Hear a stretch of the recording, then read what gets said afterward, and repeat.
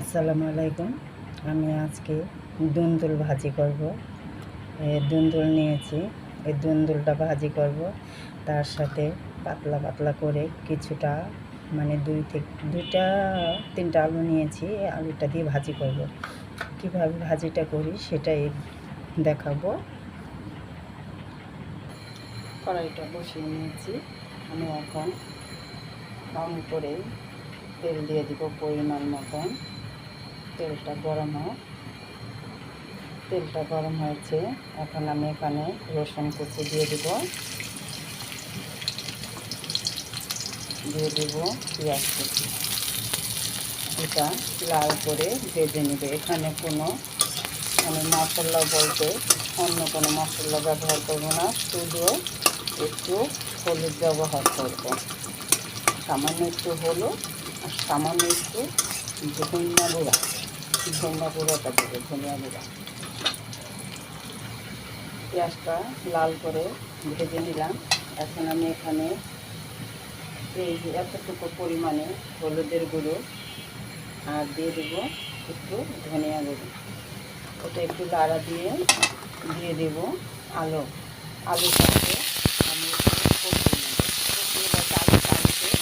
আলু একটু পানি দিয়ে আলুটাকে ভালো করে কষিয়ে নেব। এখন সামান্য পরিমাণে একটু পানি দিব।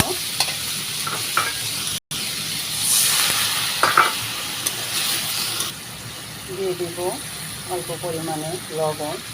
আমি লবণটা আবার দরকার করলে একটু পরে দিব।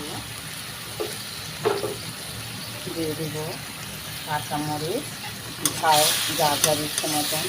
আর বিশেষ করে একটু পানি দিয়ে আলুটা সিদ্ধ করে নেব, কারণ দুন্দুলের থেকে পানি উঠে আর দুন্দুলটা অল্প জালেই সিদ্ধ হয়ে যায়।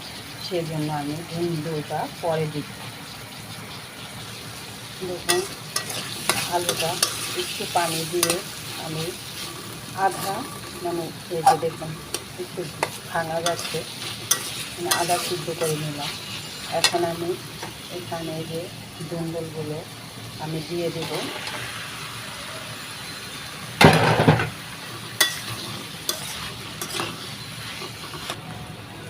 এখানে আমি এখনই, কারণ টমেটোটাও কিন্তু সিদ্ধ হতে এখনকার টমেটো বেশি ভালো না, তাই আমি টমেটোটাও দুন্দুলের সাথে দিয়ে দিলাম। দুন্দুলও সিদ্ধ হতে সময় লাগবে না, তাই দুন্দুলের সাথে টমেটোটা দিয়ে দিলাম। এখন আমি একটু ঢেকে রেখে দেব।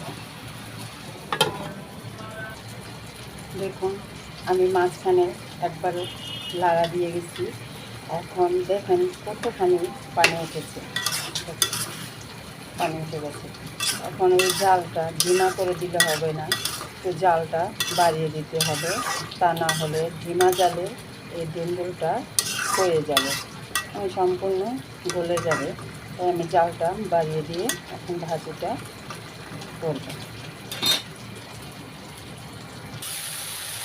দেখুন ভাজিটা ফ্রাই হয়ে এসেছে। এখন আমি ধনে পাতা দিয়ে দেব। একটু হলে দিবেন, না হলে না দিবেন, সমস্যা নেই। এই যে পানিটা শুকিয়ে নিলাম। এখন একটু নাড়াচাড়া দিয়ে ভাজিটা আমি নামিয়ে নেব। দেখুন ভাজিটা করে নিলাম, কালারটা কত সুন্দর হয়েছে। এখানে কিন্তু চিংড়ি মাছ দেওয়া যেতে পারে, চিংড়ি মাছ দিয়ে ভাজি করলে খুব ভালো লাগে, ঘ্রাণ আসে, সেটা আরও ভালো হয়। কিন্তু আমি খুব সাধারণভাবে ভাজিটা করলাম।